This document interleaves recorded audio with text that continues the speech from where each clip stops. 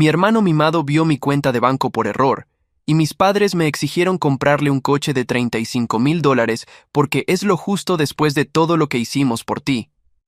Mi madre estaba sentada en mi sala, con los brazos cruzados y esa mirada que conocía desde niño, la mirada que decía que yo era el egoísta, el ingrato, el hijo que nunca agradecía lo suficiente. A su lado, mi padre asentía con cada palabra que salía de su boca, como siempre lo había hecho cuando se trataba de defender a Sebastián.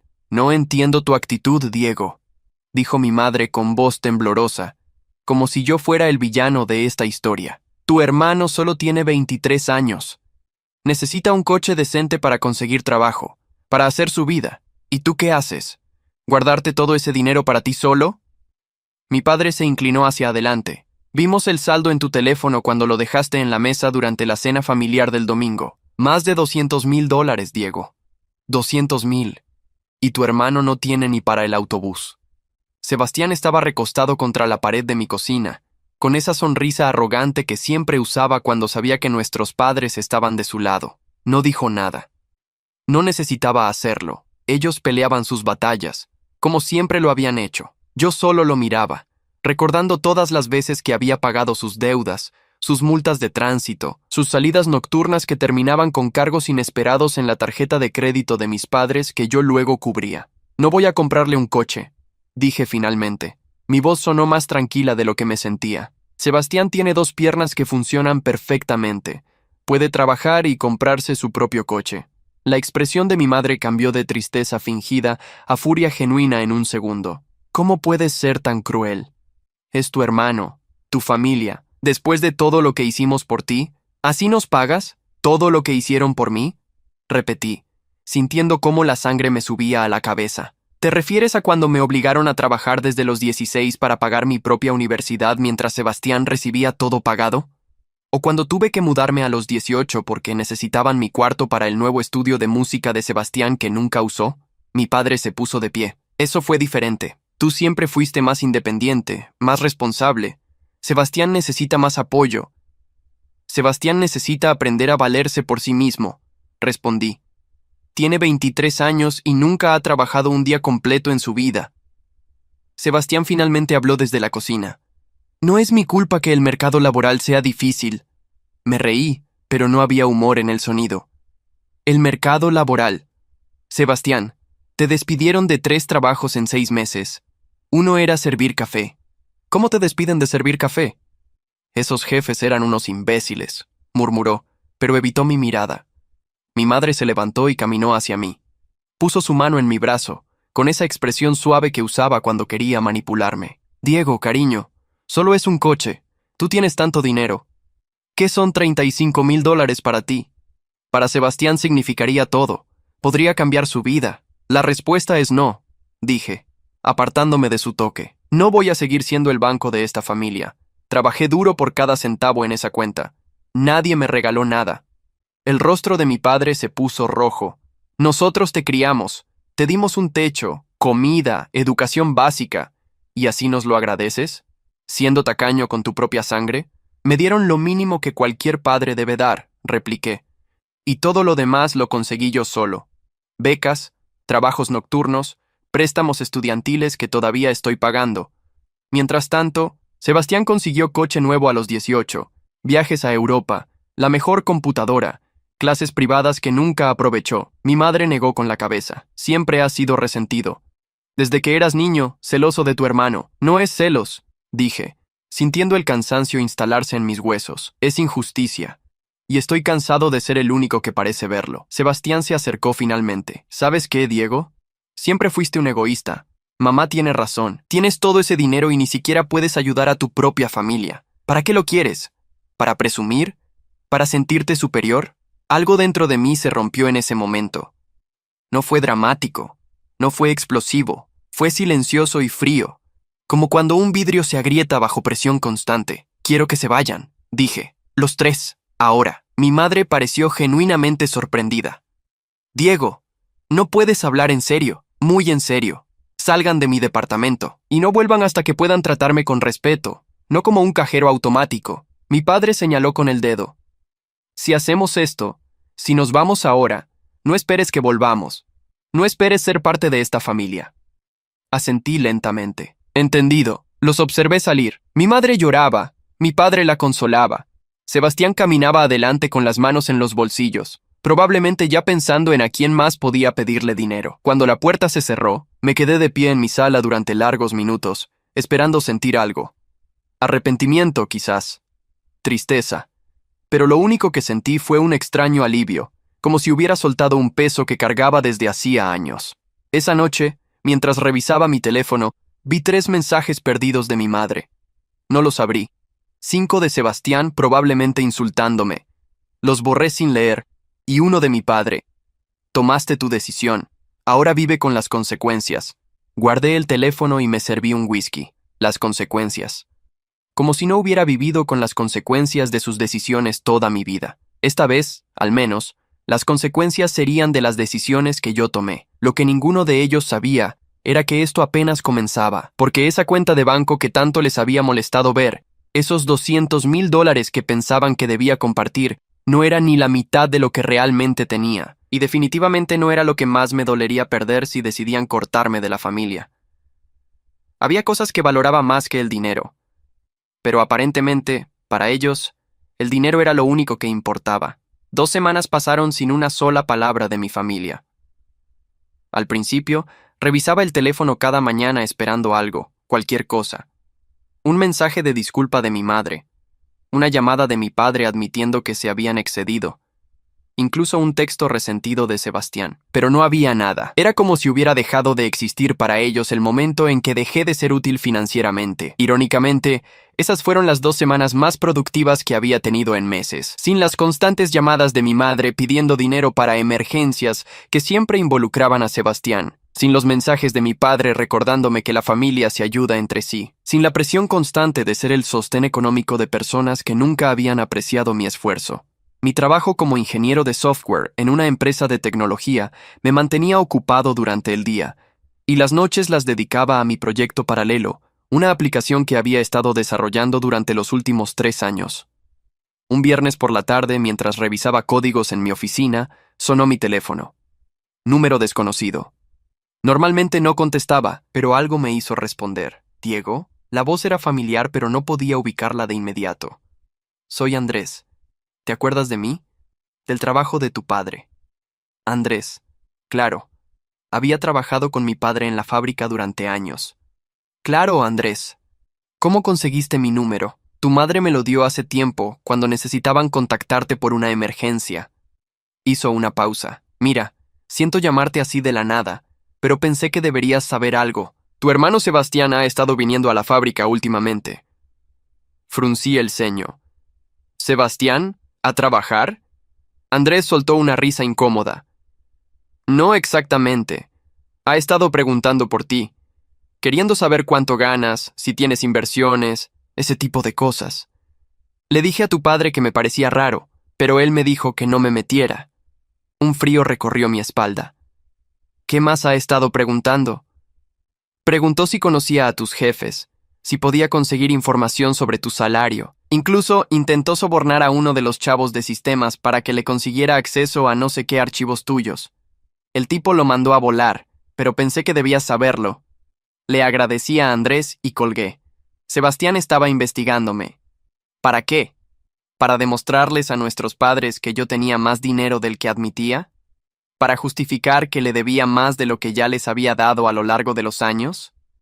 Esa noche, decidí hacer algo que había estado posponiendo. Revisé cada transacción bancaria que había hecho en los últimos 5 años relacionada con mi familia. Transferencias a mi madre para emergencias médicas que nunca se materializaban. Pagos de multas de tránsito de Sebastián.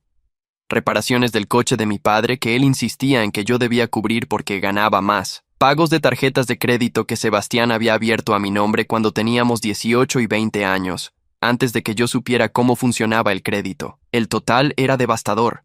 $147,000 en 5 años. Casi $30,000 al año. Y nunca había recibido un gracias sincero, solo expectativas de que seguiría pagando, porque eso era lo que hacía el buen hijo, el hermano responsable. Imprimí cada recibo, cada confirmación de transferencia, cada mensaje de texto donde me pedían dinero. Los organicé cronológicamente en una carpeta. No sabía para qué los necesitaría, pero algo me decía que esto no había terminado. El lunes siguiente, mientras almorzaba en mi escritorio, recibí un correo electrónico de Recursos Humanos. Diego, necesitamos que te comuniques con nosotros urgentemente respecto a una solicitud de verificación de empleo. Llamé de inmediato. La persona de Recursos Humanos sonaba incómoda. Diego, recibimos una llamada de alguien que dice ser tu hermano. Quería verificar tu salario y posición. Le dijimos que no podíamos compartir esa información sin tu autorización escrita, pero insistió bastante. Incluso mencionó algo sobre una emergencia familiar. No tienen mi autorización para compartir nada con él, dije firmemente. Y no hay ninguna emergencia familiar. Si vuelve a llamar, repórtenmelo de inmediato. Sebastián se estaba volviendo desesperado, y un Sebastián desesperado, respaldado por mis padres, era peligroso. Había visto ese patrón antes. Cuando quería algo y no lo conseguía por las buenas, buscaba la manera de conseguirlo por las malas. Esa tarde, mientras conducía a casa, noté un coche siguiéndome. Un sedán viejo que reconocí de inmediato. Era el coche de mi padre. Me siguieron hasta mi edificio, estacionándose 3 espacios detrás del mío. Salí del coche sin mirar atrás, entré al edificio y subí a mi departamento. Desde la ventana, pude ver a mi padre y a Sebastián en el coche, discutiendo sobre algo. Sebastián señalaba hacia mi edificio. Mi padre negaba con la cabeza. 2 horas después tocaron a mi puerta. Miré por la mirilla. Era mi tía Patricia, la hermana de mi madre. Abrí la puerta con cadena puesta. ¿Tía Patricia? Ella sonrió con tristeza. Diego, cariño, ¿puedo pasar? Solo quiero hablar. Dudé, pero la dejé entrar. Patricia nunca había sido parte de los problemas con mi familia. De hecho, era una de las pocas personas que había cuestionado abiertamente el favoritismo hacia Sebastián. Tu madre me pidió que viniera, comenzó una vez sentada en mi sala. Pero no vine por ella, vine porque me preocupas. Me senté frente a ella. Estoy bien, tía. Ella negó con la cabeza. No, no lo estás. Y tu familia tampoco. Diego, sé que han sido injustos contigo. Siempre lo he sabido. He visto cómo te han tratado, cómo han favorecido a Sebastián, cómo han abusado de tu generosidad. Sus palabras me sorprendieron. Entonces, ¿por qué vienes? Porque a pesar de todo siguen siendo tu familia. Y porque necesitas saber en qué se han metido. Se inclinó hacia adelante. Sebastián tiene deudas, grandes deudas. De juego, Diego. Ha estado apostando en línea durante meses. Le debe dinero a gente que no juega limpio. El estómago se me revolvió. ¿Cuánto? $80,000. El número me golpeó como un puñetazo. Dios mío, tus padres hipotecaron la casa para pagar la mitad. El resto. Por eso necesitaban que le compraras ese coche. Iban a venderlo inmediatamente para pagar el resto de la deuda. Por eso tu madre lloró tanto cuando dijiste que no. No era solo por el coche, Diego. Sebastián está en peligro real. Me levanté y caminé hacia la ventana. $80,000 en deudas de juego, la casa de mis padres hipotecada. Y en lugar de decirme la verdad, habían inventado esa historia del coche. ¿Por qué no me dijeron la verdad? Pregunté sin voltear. Orgullo, respondió Patricia. Y vergüenza. Admitir que Sebastián tiene un problema de juego significaría admitir que fallaron como padres. Que todo ese dinero que le dieron, toda esa protección, lo convirtió en esto. No es mi responsabilidad salvarlo, dije. No, no lo es. Patricia estuvo de acuerdo. Pero son tu familia.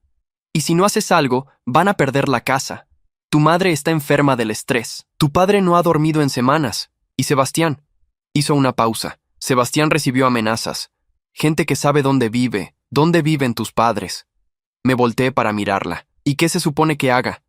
¿Pagar $80,000 más para que Sebastián aprenda que siempre habrá alguien que lo rescate? ¿Para que en 6 meses estemos en la misma situación? Patricia suspiró. No sé, Diego. Solo sé que si no haces algo, esta familia se va a destruir. Y sé que a pesar de todo, eso te importa. Tenía razón. Me importaba. Odiaba que me importara, pero lo hacía. Después de que Patricia se fue, me senté en la oscuridad de mi sala durante horas. $80,000. Podía pagarlos.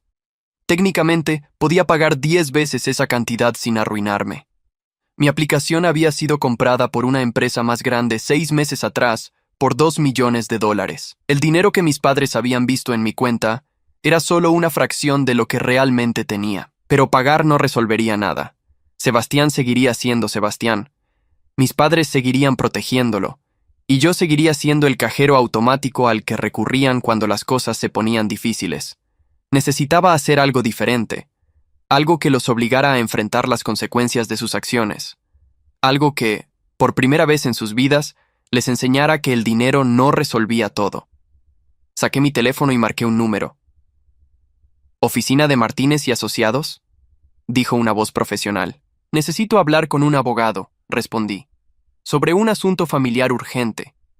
Lo que estaba a punto de hacer cambiaría todo, y por primera vez en semanas sentí que estaba tomando el control de mi propia vida, en lugar de dejar que mi familia dictara cada movimiento. El abogado que me asignaron se llamaba Roberto Martínez, un hombre de unos 50 años con experiencia en derecho familiar y financiero.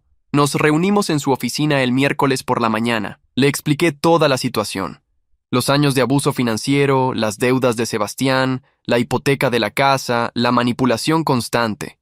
Roberto escuchó sin interrumpir, tomando notas ocasionales. ¿Qué es lo que quieres lograr exactamente, Diego?, preguntó cuando terminé. Quiero ayudarlos, respondí lentamente, pero de una manera que realmente los ayude. No solo pagar y olvidar.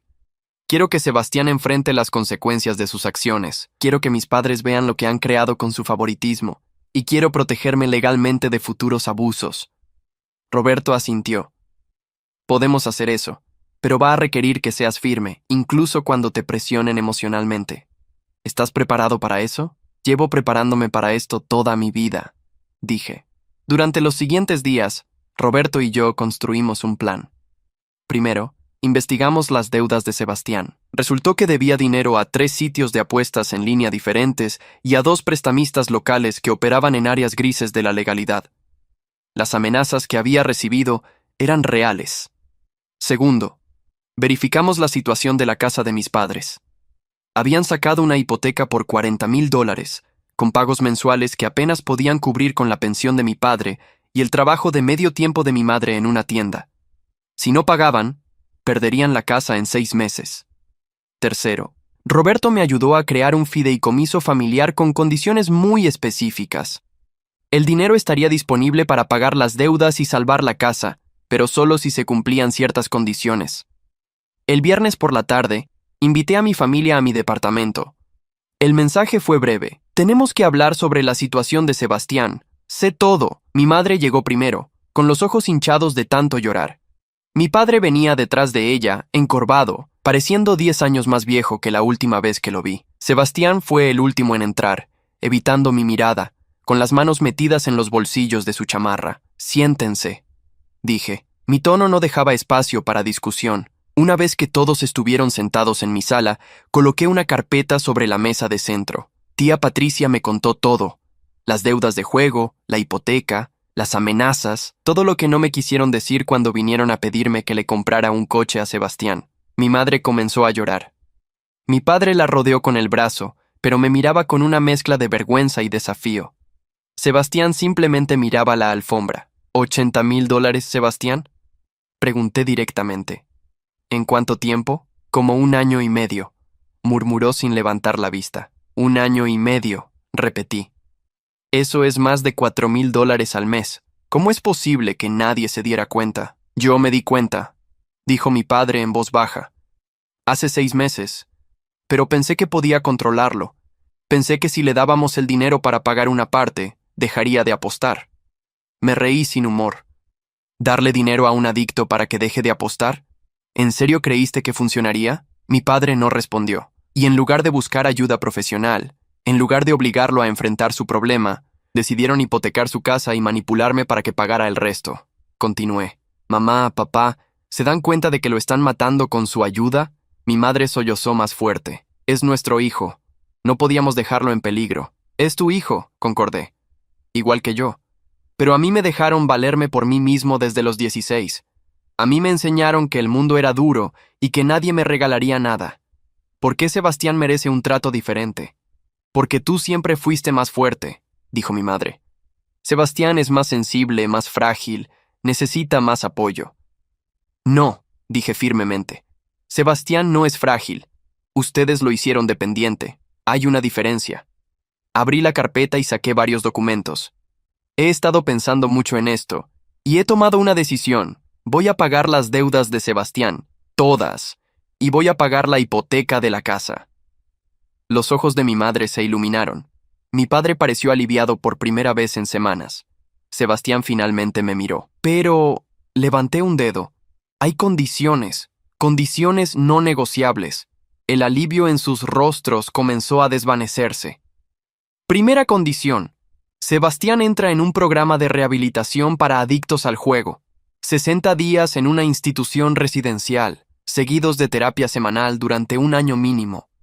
Si abandona el programa o falta a una sola sesión sin justificación médica, el dinero se detiene. Sebastián abrió la boca para protestar, pero lo detuve con una mirada. Segunda condición.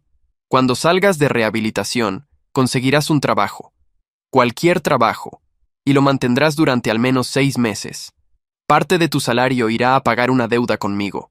No los 80,000 completos, pero sí 20,000. A plazos que puedas manejar, pero consistentes.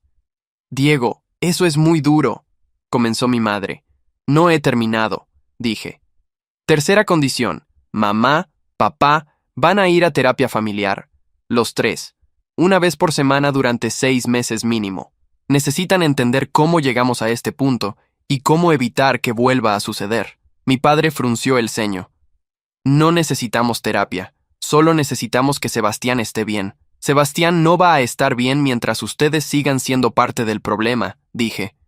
O aceptan las 3 condiciones, o no hay trato. Saqué más papeles. Cuarta condición. Firman un documento legal donde renuncian a cualquier expectativa de apoyo financiero futuro de mi parte, más allá de lo acordado hoy. No más emergencias. No más préstamos. No más manipulación. ¿Nos estás comprando?, preguntó mi padre con amargura. No, respondí. Los estoy salvando, y me estoy protegiendo. Este es el trato. Lo toman o lo dejan. Si lo dejan, les deseo suerte resolviendo esto por su cuenta. Si lo toman, empezamos mañana mismo. Hubo un largo silencio. Mi madre miraba a mi padre. Mi padre miraba a Sebastián. Sebastián seguía mirando la alfombra. ¿Y si acepto todo eso?, preguntó Sebastián finalmente. ¿Realmente pagarás todo? Cada centavo, confirmé. Pero si rompes una sola condición, aunque sea una, el acuerdo termina. Las consecuencias serán solo tuyas. Sebastián tragó saliva. Pude ver el miedo en sus ojos, pero también algo más. Tal vez vergüenza. Tal vez el primer atisbo de responsabilidad que había visto en él en años. Necesito pensarlo, dijo. Tienes hasta mañana a mediodía, respondí. Después de eso, la oferta expira y cada uno sigue su camino. Mi madre intentó negociar. Diego, por favor, ¿no podemos hablar de esto? ¿Suavizar algunas condiciones?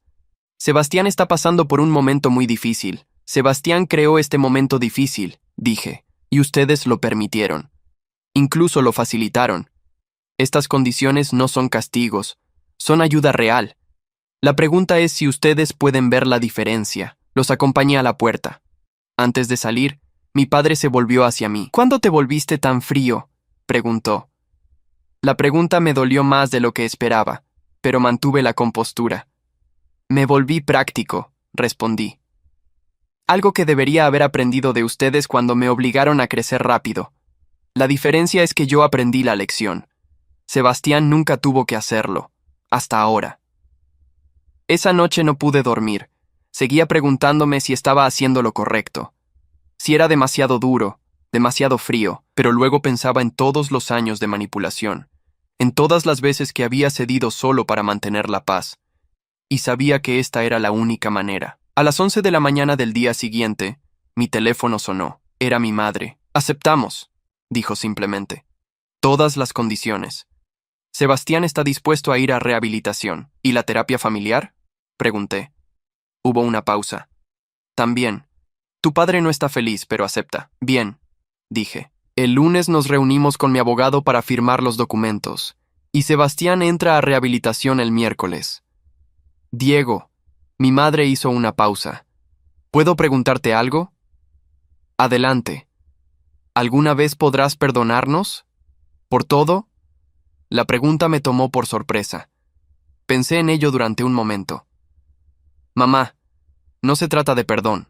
Se trata de límites saludables y de amor real, no del tipo de amor que habilita comportamientos destructivos. Si esto funciona, si realmente hacen el trabajo, tal vez podamos tener una relación real, una basada en respeto mutuo, no en obligaciones financieras. Ella suspiró. Está bien. Nos vemos el lunes. Cuando colgué, sentí algo extraño en el pecho. No era felicidad exactamente, pero tampoco era la tristeza y frustración que había cargado durante años.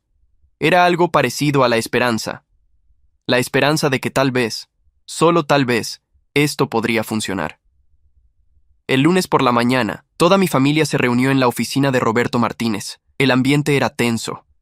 Sebastián se veía nervioso, jugando con sus manos. Mis padres estaban serios, casi solemnes. Yo había llegado temprano para revisar los documentos finales con Roberto. ¿Estás seguro de esto?, me preguntó antes de que llegaran los demás.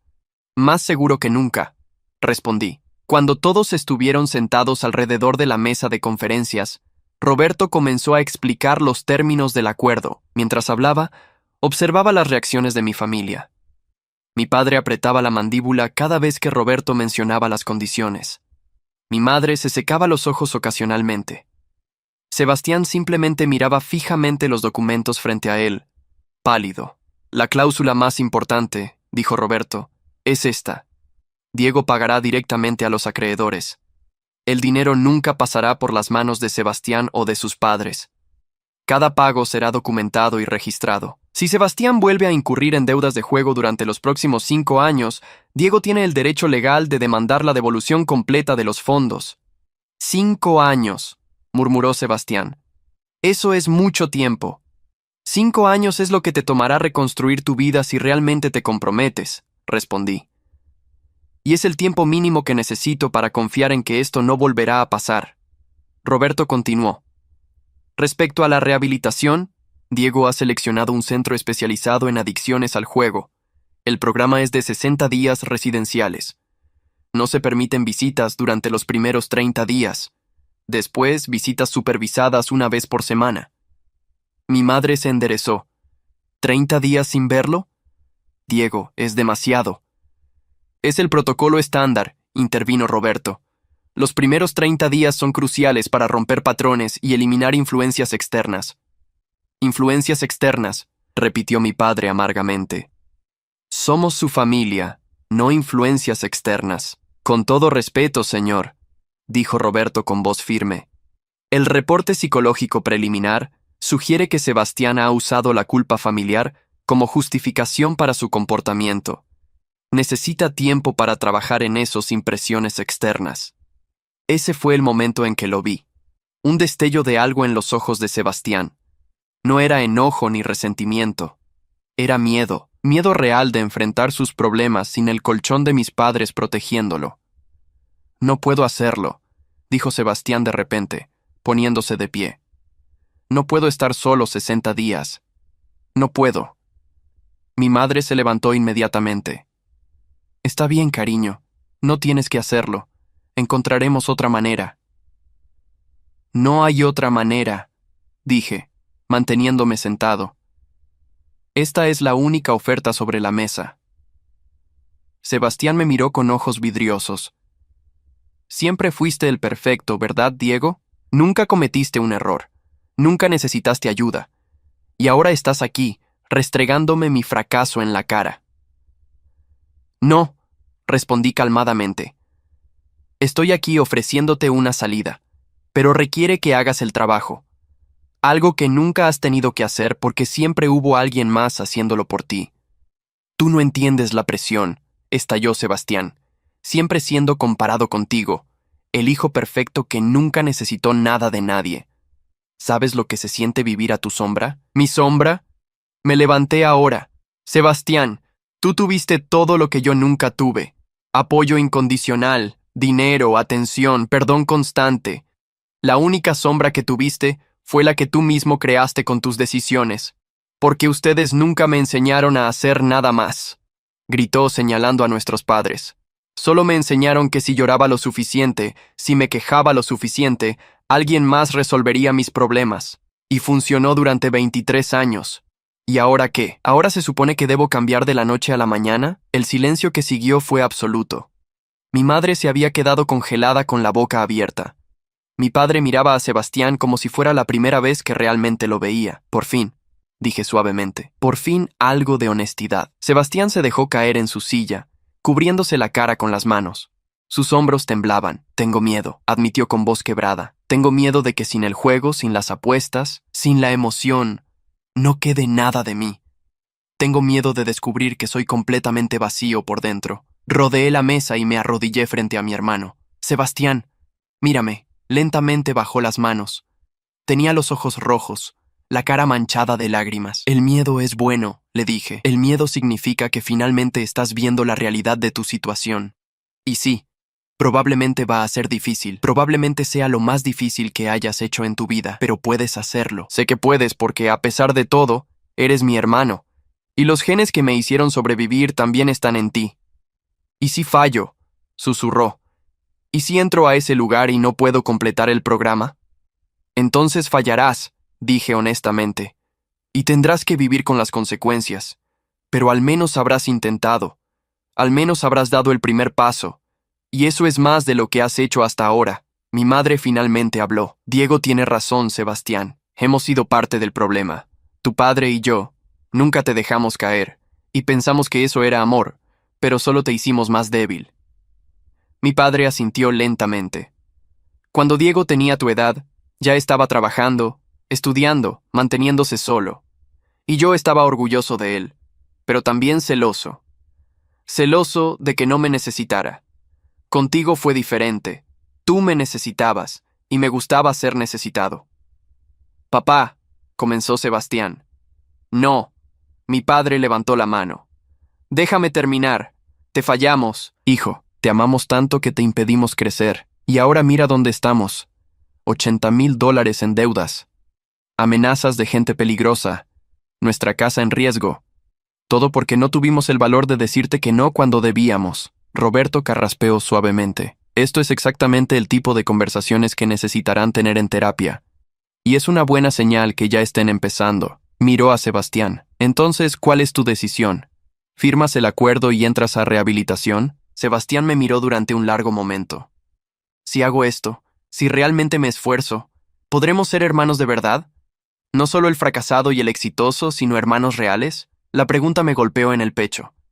Eso es lo que quiero, admití. Siempre fue lo que quise. Sebastián respiró profundo y tomó el bolígrafo. Está bien, lo haré. Firmó el documento con mano temblorosa. Luego mis padres firmaron. Finalmente, yo firmé. Roberto notarizó cada firma. Cuando terminamos, todo se sintió súbitamente real. Sebastián ingresa a rehabilitación pasado mañana a las 8 de la mañana, dijo Roberto. Diego, los pagos a los acreedores se procesarán mañana. Para el viernes todas las deudas estarán liquidadas. Señores, miró a mis padres. Su primera sesión de terapia familiar está programada para el jueves a las 4 de la tarde. Las coordenadas están en este sobre. Salimos de la oficina en silencio. En el estacionamiento mi madre se acercó a mí. ¿Puedo abrazarte?, preguntó tímidamente. Asentí. Me abrazó fuerte, temblando. Lo siento, susurró. Lo siento mucho, Diego, por todo. Lo sé, mamá, dije, devolviéndole el abrazo. Ahora solo trabajemos en mejorar. Mi padre estrechó mi mano firmemente. Hiciste lo correcto, dijo. Incluso cuando fue difícil. Gracias por no darte por vencido con nosotros. Sebastián fue el último.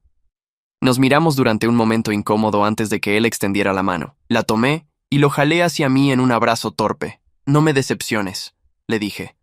Haré mi mejor esfuerzo, respondió. Esa noche, solo en mi departamento, revisé los documentos firmados una vez más. En 2 días, Sebastián estaría en rehabilitación. Las deudas estarían pagadas. La casa de mis padres estaría segura. Y yo habría gastado más de $100,000 para salvar a una familia que me había tratado como ciudadano de segunda clase durante años. Pero mientras miraba esos papeles, no sentí resentimiento. Sentí algo parecido a la paz. porque esta vez había sido diferente. Esta vez no había cedido simplemente para mantener la paz. Esta vez había puesto límites, había exigido cambios reales, había hecho responsable a mi familia. Y ellos habían aceptado. Tal vez no funcionaría. Tal vez Sebastián abandonaría el programa. Tal vez mis padres volverían a sus viejos hábitos. Pero al menos ahora había una oportunidad real de que esta familia pudiera sanar. Los primeros 30 días fueron los más difíciles. Mi madre llamaba cada 2 días preguntando por Sebastián, aunque sabía que no podíamos visitarlo ni contactarlo. Mi padre se sumergió en el trabajo, evitando hablar del tema. Y yo simplemente esperaba. Esperaba noticias del centro de rehabilitación, esperaba que Sebastián no abandonara, esperaba que este sacrificio valiera la pena. En la tercera semana, Roberto me llamó. Diego, el director del centro de rehabilitación quiere hablar contigo. Dice que es importante. Mi estómago se hundió. ¿Sebastián abandonó? No me lo dijo, solo pidió que llamaras. Marqué el número con manos temblorosas. Señor Navarro, dijo una voz profesional al otro lado. Soy el doctor Ramírez, director del programa. Quería actualizarlo sobre Sebastián. ¿Está bien? Pregunté. Físicamente sí, emocionalmente. Ha sido un camino difícil. Tuvo una crisis seria durante la primera semana. Intentó abandonar el programa 2 veces.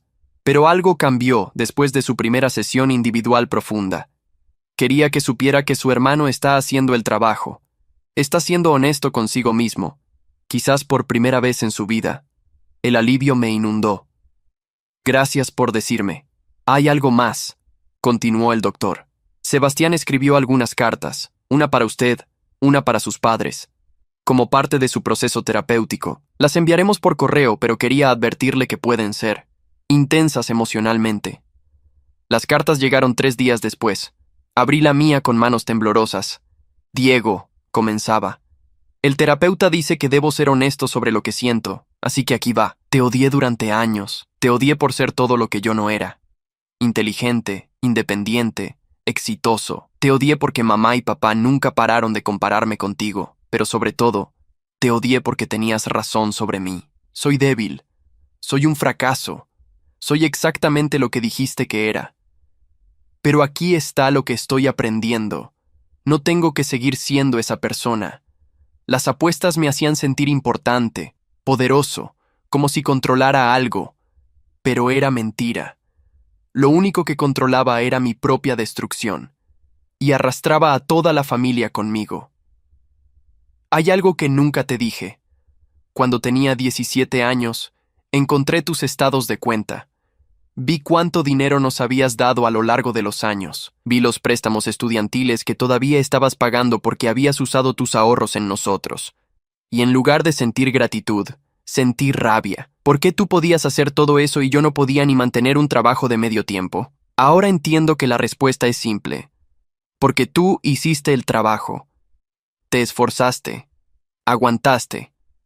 Y yo siempre tuve una salida fácil. Hasta que ya no la tuve. Hasta que tocaste fondo en tus peores decisiones me alcanzó. Y lo extraño es que ahora, aquí, enfrentando todo esto, me siento más vivo de lo que me he sentido en años. Tengo miedo, estoy enojado, estoy avergonzado, pero al menos siento algo real. No sé si algún día podrás confiar en mí otra vez. No sé si yo mismo puedo confiar en mí, pero voy a intentar ser alguien mejor. No por el dinero que pagaste, no por mamá y papá, por mí. Porque finalmente entiendo que si no cambio, voy a morir como un hombre vacío que nunca tuvo el valor de ser real. Gracias por no rendirte conmigo, incluso cuando te di todos los motivos para hacerlo. Tu hermano, Sebastián. Tuve que leer la carta 3 veces. Cada vez encontraba algo nuevo que me hacía tanto enojar como conmoverme. Sebastián estaba siendo honesto, vulnerablemente honesto. Era un comienzo. Las sesiones de terapia familiar comenzaron esa semana. La primera fue brutal. El terapeuta, un hombre mayor llamado Dr. Flores, no permitió que nadie evadiera nada. Señora Navarro, dijo a mi madre en la segunda sesión, ¿puede explicarme por qué siente que debía proteger a Sebastián de las consecuencias pero no a Diego? Mi madre lloró. Diego siempre fue más fuerte. No me necesitaba tanto. ¿O era que usted necesitaba que Sebastián la necesitara? Preguntó el doctor. El silencio que siguió fue revelador. En la cuarta sesión, mi padre finalmente habló sobre algo que nunca había mencionado. Cuando Diego tenía 12 años, comenzó con voz temblorosa. Me quedé sin trabajo durante 6 meses. No podíamos pagar la renta. Diego trabajó vendiendo dulces en la escuela, lavando coches los fines de semana. Un niño de 12 años manteniendo a su familia. Y yo me sentí como un fracaso total. Cuando Sebastián nació 5 años después, hice una promesa. Que él nunca sentiría esa presión. Que siempre tendría lo que necesitara. Pero creo que confundí protegerlo de la pobreza con protegerlo de la vida misma. El doctor Flores asintió. Y al hacer eso, le enseñó a Sebastián que no podía confiar en sí mismo para resolver problemas, mientras que Diego aprendió lo contrario. Pasaron las semanas. Sebastián completó los 60 días de rehabilitación. Cuando salió, estaba diferente. Más delgado, más serio, pero también más presente. Nos reunimos en la casa de mis padres el día que regresó. Sebastián abrazó a nuestra madre, estrechó la mano de nuestro padre y luego caminó hacia mí. 93 días sobrio, dijo, no de alcohol o drogas, sino de apuestas. 93 días sin abrir un sitio de apuestas, sin soñar con el siguiente gran golpe, sin mentirme a mí mismo. ¿Cómo se siente?, pregunté. Aterrador, admitió. Todos los días me despierto y lo primero que pienso es en apostar. Pero luego recuerdo dónde estaba hace 3 meses.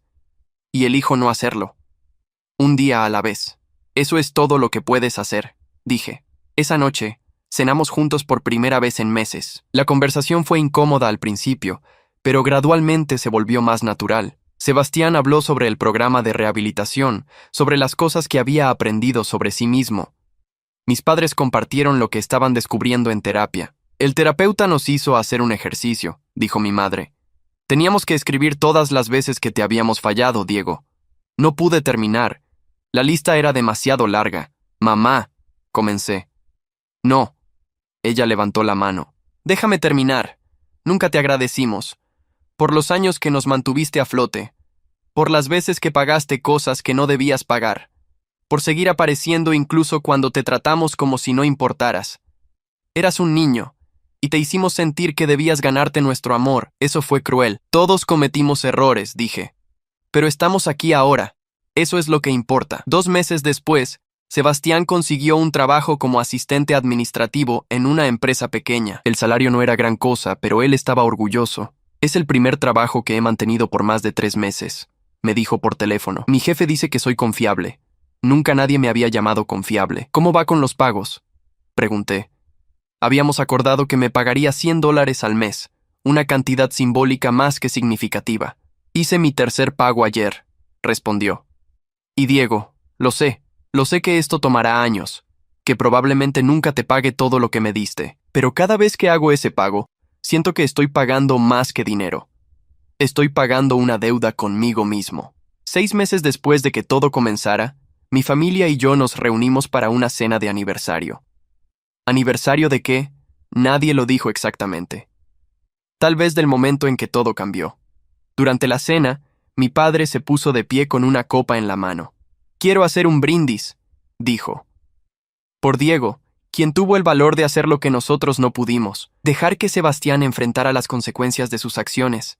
Y por Sebastián, quien tuvo el valor de aceptar la ayuda y hacer el trabajo. Por la familia, agregó mi madre. La familia real, donde nos apoyamos sin habilitarnos, donde nos amamos sin destruirnos. Sebastián levantó su copa. Por los nuevos comienzos. Brindamos todos juntos. No fue perfecto, probablemente nunca lo sería, pero era real y honesto, y eso era suficiente. Esa noche, mientras conducía a casa, pensé en todo lo que había pasado. Los $80,000 que pagué, las sesiones de terapia, las noches sin dormir preguntándome si había hecho lo correcto. ¿Valió la pena? Miré mi teléfono y vi un mensaje de Sebastián. Gracias por no rendirte conmigo. Te debo más de lo que el dinero puede pagar, pero algún día, de alguna manera, te lo compensaré siendo el hermano que mereces. Sonreí. Sí, valió la pena. 1 año después de que comenzara todo, mi vida se veía completamente diferente. Sebastián había mantenido su trabajo y acababa de recibir una promoción. Pequeña, pero significativa. Nuestros padres habían terminado su terapia obligatoria, pero decidieron continuar por su cuenta. Resulta que necesitábamos esto más de lo que pensábamos, me dijo mi padre. Y yo había aprendido algo valioso sobre el amor familiar y los límites. Estaba en mi oficina cuando recibí una llamada de un número desconocido. Normalmente no contestaba, pero algo me hizo responder. ¿Diego Navarro?, preguntó una voz profesional. Soy la detective Morales de la policía de Phoenix. ¿Tiene un momento? Mi corazón se aceleró. ¿Qué pasó? ¿Está bien mi familia? Su familia está bien, me aseguró. Llamo por otro asunto. ¿Recuerda las deudas de juego de su hermano que usted pagó hace un año? Por supuesto. Uno de los prestamistas a los que usted pagó fue arrestado la semana pasada por extorsión y amenazas. Durante la investigación, encontramos registros de todas sus víctimas. Su hermano estaba en esa lista. Las amenazas que recibió eran reales y serias. Quería que supiera que hizo lo correcto al pagar esas deudas cuando lo hizo. Después de colgar, me quedé mirando el teléfono durante largos minutos. Las amenazas eran reales. Sebastián realmente había estado en peligro, y a pesar de mi enojo, a pesar de los años de resentimiento, había hecho lo correcto. Un mes más tarde, Sebastián me invitó a almorzar. Nos encontramos en un restaurante pequeño cerca de su trabajo. Se veía bien, saludable. Tenía más confianza en sus movimientos. Cumplí un año, dijo una vez que ordenamos. Un año sin apostar, y quería celebrarlo contigo. Estoy orgulloso de ti, dije honestamente. Sé que no fue fácil. Lo más difícil que he hecho, admitió. Pero también lo más importante. Diego, hay algo que quiero darte. Sacó un sobre de su chaqueta y me lo entregó. Dentro había un cheque por $5,000. Sé que todavía te debo 15,000, dijo rápidamente. Pero ahorré esto durante el año. Trabajé horas extras, reduje gastos, viví con lo mínimo. Y quería demostrarte que lo digo en serio, que voy a pagarte hasta el último centavo. Miré el cheque, luego a mi hermano. Sebastián. No, interrumpió. Déjame terminar. No es solo sobre el dinero. Es sobre demostrarme a mí mismo que puedo hacer algo difícil, que puedo cumplir una promesa, que puedo ser confiable. Doblé el cheque y lo guardé en mi bolsillo. Lo acepto, y lo aprecio más de lo que imaginas. Almorzamos y hablamos sobre cosas normales. Su trabajo, mi proyecto nuevo, los planes de nuestros padres de renovar la casa. Era la conversación más normal que habíamos tenido en años. Tal vez la primera conversación real como hermanos adultos. Cuando nos despedimos en el estacionamiento, Sebastián me abrazó. Sé que no puedo cambiar el pasado, dijo. Sé que fui un hermano terrible durante años, pero quiero que sepas que estoy trabajando en ser mejor, cada día. Lo sé, respondí, y se nota. Esa noche mis padres organizaron una cena familiar. No era una ocasión especial, solo una cena de domingo. Pero la atmósfera era completamente diferente a como solía ser. No había tensión, no había favoritismo obvio, no había esa sensación de caminar sobre cáscaras de huevo. Durante la cena, mi madre anunció algo. Su padre y yo hemos tomado una decisión. Vamos a vender la casa. Sebastián y yo la miramos sorprendidos. ¿Por qué?, pregunté. Es demasiado grande para nosotros dos, explicó mi padre. Y tiene demasiados recuerdos de cuando las cosas no eran buenas. Queremos empezar de nuevo. Algo más pequeño, más manejable, y usar el dinero que sobre para crear un fondo de emergencia. Para que nunca tengamos que depender de ustedes así otra vez. Además, agregó mi madre, parte del dinero va a ir a una donación a un centro de rehabilitación para adicciones al juego, en honor a Sebastián y su recuperación. Vi a mi hermano limpiar sus ojos discretamente. Mamá, papá, no tienen que hacer eso. Sí tenemos que hacerlo, dijo mi padre firmemente. Por demasiado tiempo vivimos por encima de nuestras posibilidades, tratando de darte cosas materiales en lugar de las herramientas para construir tu propia vida. Eso termina ahora. 6 meses más tarde, mis padres se mudaron a un condominio más pequeño, en un vecindario agradable. La casa grande se vendió, y como prometieron, donaron $50,000 al centro de rehabilitación. Sebastián siguió trabajando y ahorrando. cada mes sin falta, me enviaba un pago. Algunos meses eran $200, otros meses solo 100, pero nunca faltó uno.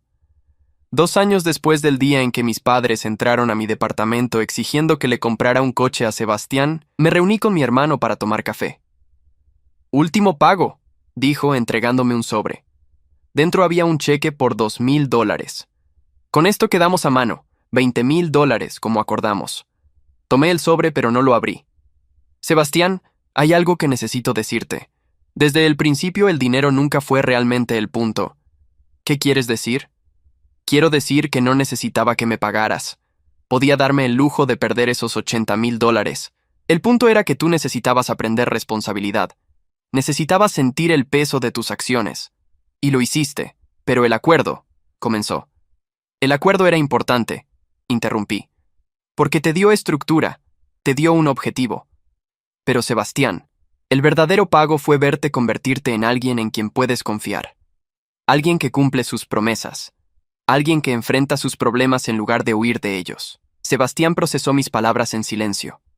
«Entonces, ¿qué hago con esto?», preguntó, señalando el sobre. «Quédatelo. O mejor aún, úsalo para empezar un fondo de emergencia para ti, para que nunca estés en esa posición otra vez». «Diego». Su voz se quebró. «No sé qué decir. No digas nada. Solo sigue siendo la persona en la que te has convertido. Esa es toda la gratitud que necesito». Nos abrazamos y por primera vez en mi vida sentí que realmente tenía un hermano. No el niño mimado que conocí durante años, sino un hombre que había enfrentado sus demonios y salido al otro lado. Hoy, 3 años después de que todo comenzara, mi familia es irreconocible comparada con lo que era. Sebastián trabaja como gerente en su empresa. Está comprometido con una mujer que conoció en un grupo de apoyo para adicciones.